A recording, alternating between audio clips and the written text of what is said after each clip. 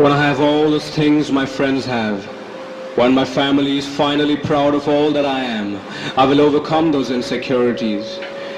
Assuming success will beat those insecurities. And then you do. If not all, you have some of those things. And in that moment of having each of them, like the exact job you desired, in that very moment you will realize your insecurities had just taken a small vacation and are on their way back. Now you can see them returning, and before they do, your mind goes into the same vortex it used to be in, causing you to believe the most unreal things.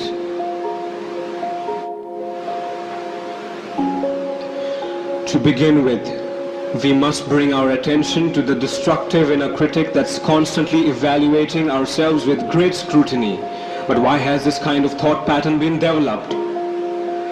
As children, we must be seen to feel secure, and if we aren't seen for our actual abilities, it brings a sense of not being seen at all.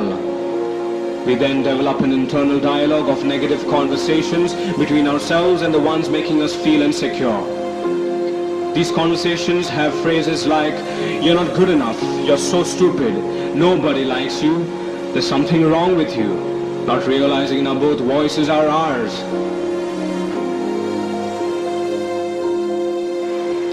By the time we are adults, we become experts at writing script for the movies in our own heads.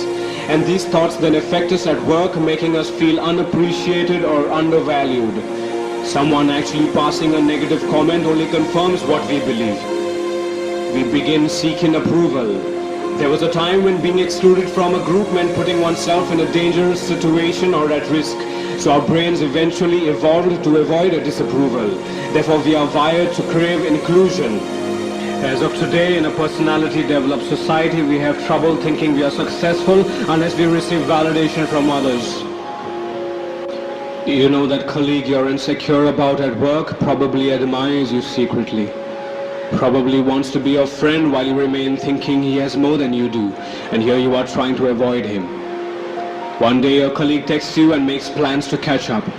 You ignore the text because you're terrified of the outcome. The next day at work he approaches you and says, "You did not respond to my text. It made me sad." And bam, him being vulnerable around you allowed you to be too. It's the vulnerability in his nature that made you accept and like him. Be vulnerable. Participate while someone is being vulnerable, and you will find yourself on an exciting journey that brings out the best in people. From humor to creativity, similar passions, and best of all, non-judgmental company.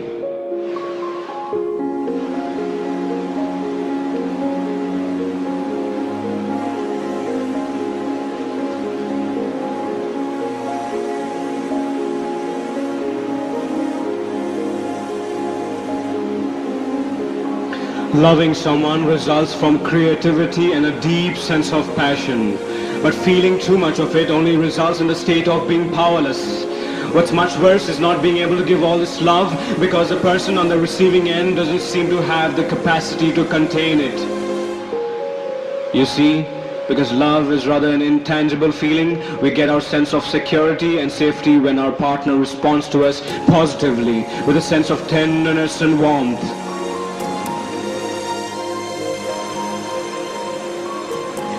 There is a constant need to be in unison, and any action that is perceived to be of independent nature by the partner is perceived as a threat. An act such as your partner spending time with a stranger will raise feelings of insecurity. There is a need to control everything. This only brings a sense of bondage and a sense of being trapped, like you're always being watched. You lose all the creativity and passion you once shared by curbing the element of freedom in love. And at this stage, you are somehow only negatively attached to your partner. You now believe this to be love and continue in this manner.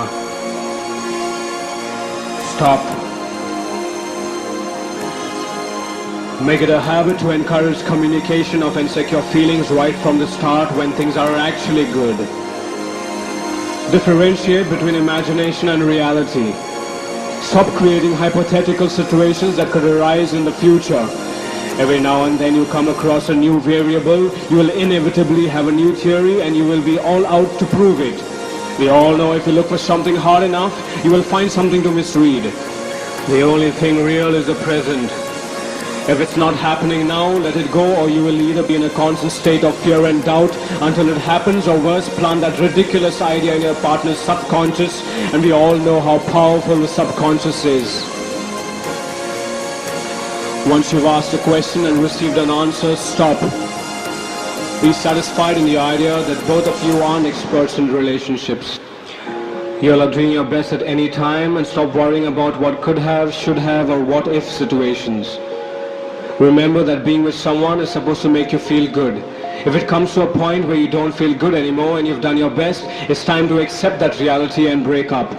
Especially if you're in a situation where your partner only manages to bring out negative feelings and emotions that lower your self-esteem, burden you with all kinds of guilt, or worse, constant blackmail.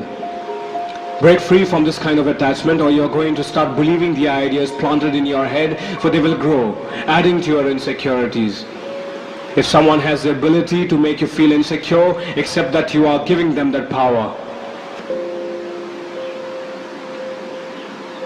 To get rid of our insecurities, we must understand where they come from and when they begin to surface.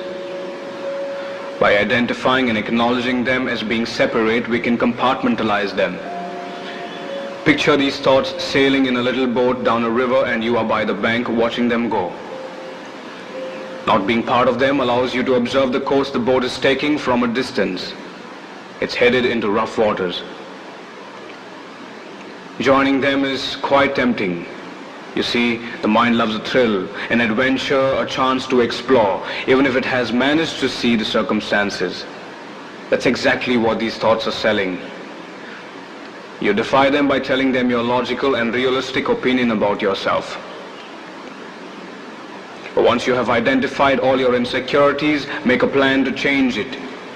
With change comes an anxiety. All your defenses will come up because our brains are hardwired to reject the risk of being in an unsafe situation. Take action, even if your inner critic says otherwise.